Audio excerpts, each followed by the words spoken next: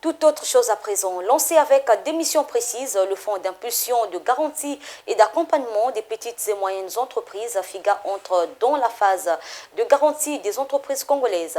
2 entreprises en tirent profit grâce à ce protocole d'accord.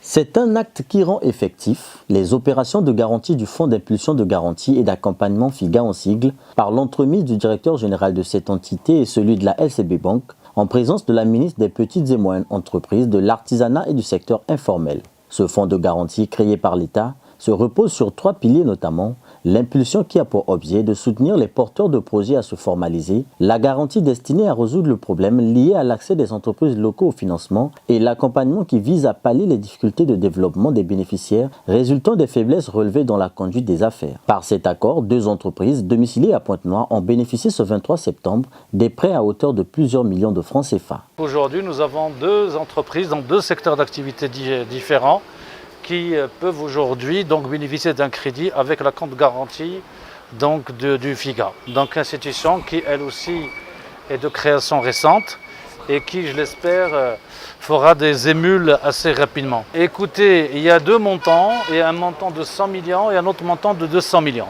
Ça fait 300 millions, ce qui est déjà pas mal. Pour un fonds de garantie qui démarre, c'est déjà pas mal. Et j'espère qu'à l'avenir, ça sera beaucoup plus important, puisqu'on pourra peut-être l'étendre aussi pour les crédits de fonctionnement, donc pour le fonctionnement, pour le fonds de roulement et tout ça, et pour les investissements plus importants. Des crédits octroyés à 2 entreprises opérant dans des secteurs d'activité différents, dont le FIGA assure ainsi la garantie à hauteur de 50%. Alors, le pourcentage de 50% comme stipulé dans les conventions. Les 2 dossiers d'aujourd'hui, il y a eu un de 350 millions, dont nous avons garanti à hauteur de 50%. Et il y a un autre 200 millions que nous avons garanti à hauteur de 50% aussi. Nous avons garanti 2 entreprises Pontenegrine qui vont donc accéder au crédit bancaire. C'est la toute première opération. Il y a eu beaucoup de travail qui s'est réalisé depuis le lancement de l'activité au mois de janvier. Donc aujourd'hui, c'est le lancement. Sachant que nous avons plusieurs dossiers dans nos pipes.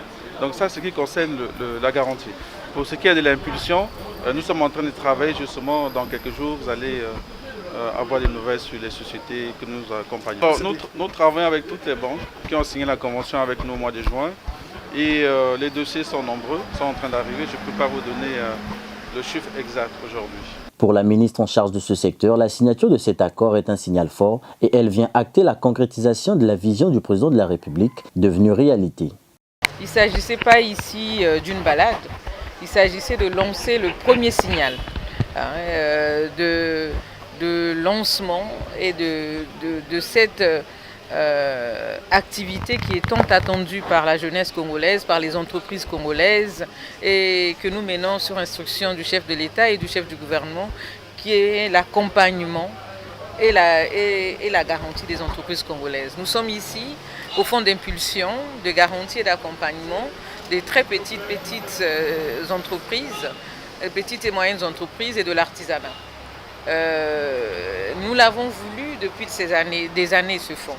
Et aujourd'hui, c'est un rêve qui devient réalité.